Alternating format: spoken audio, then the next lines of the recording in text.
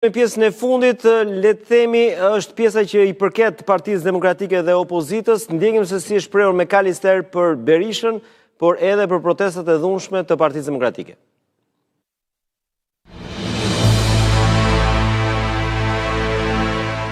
Eurodeputati nga ana tjetër kritikoi PD-n për dhunën në protestat e saj të fundit dhe kërkoi bashkëpunim në parlament.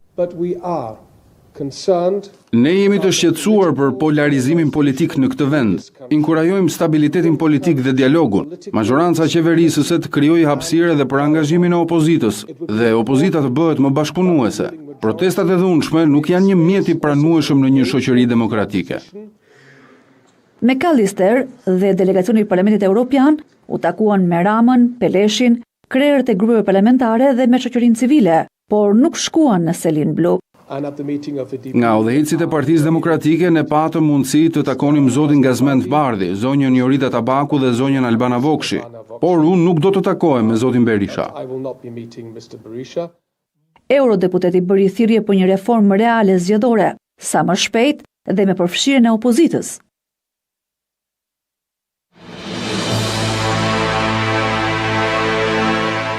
Rikthehemi, Leonard, ta nisim me ju se ju e njihni mirë Partinë Demokratike, por në fakt kam dhe Alibej komunque. Po, e njeh më mirë zoti Alibej, atëherë për zotin Alibej kam dhe një surprizë. Po leja në fund atje që ti thot. Jo, surpriza është kjo, ndiqeni pak se ju keni qenë me Partinë Demokratike për shumë e shumë vitesh. Shikoni se çfarë premton Berisha në vitin 2026, sa vite pas pluralizmit, nga viti 91-2026 janë 35 vite. Ndiqeni dhe rikthehemi në studio.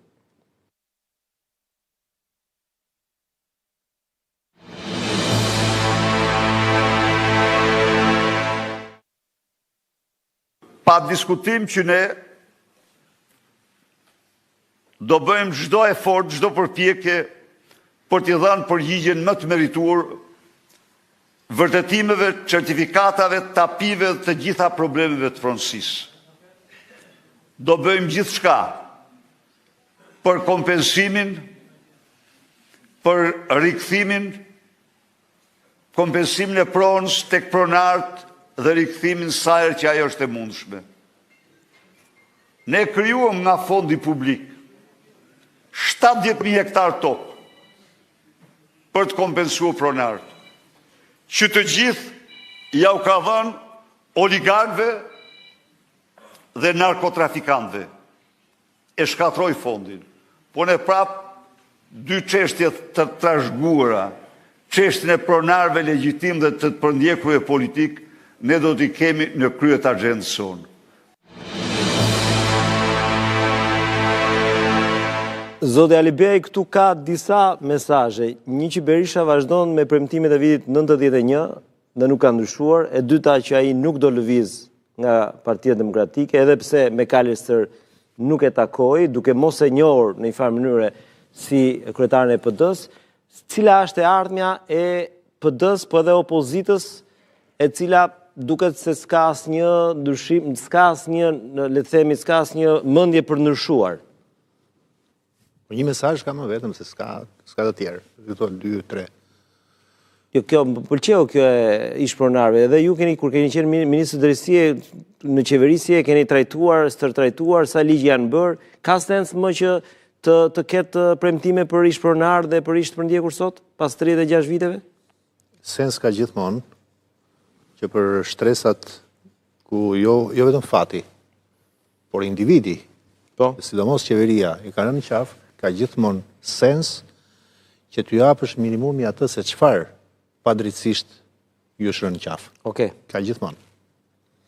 Tani kthehemi te kjo, ka vetëm një mesazh.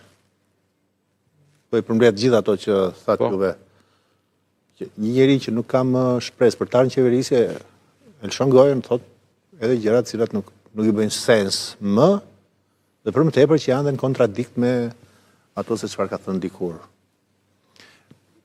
Nuk është kjo e rëndësishme aq shumë. Po, e rëndësishme është e opozita këtu. Dalim sepse kemi edhe një aktor të rëndësishëm opozitar. Edhe në kontekstin aktual.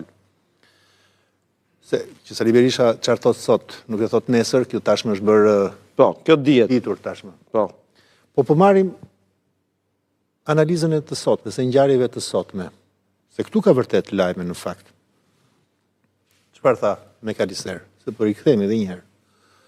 I dha vërtet një goditje të fortë qeverisë lidhur me mënyrën se si po sillet në raportin me drejtsinë, po i dha një goditje po aq të fortë edhe Partisë Demokratike, më saktë Sali Berishës. Dhe e thash pak më parë, zotëria është përfaqësuesi MNZ i Partive Popullore.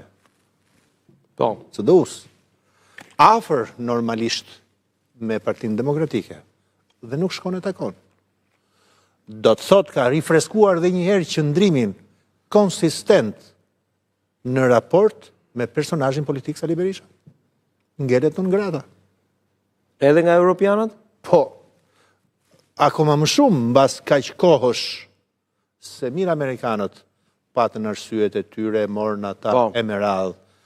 Po këta? Jo, pati ndryshim sot. Pati një ndryshim. Ja përmendi emrin. Ta them deri. Fles, ajo pas ndaj e para kjo. Dhe tjetra që mbas e u kalua i barazojnë në fakt. Te ky e lexova se ishit zbardhur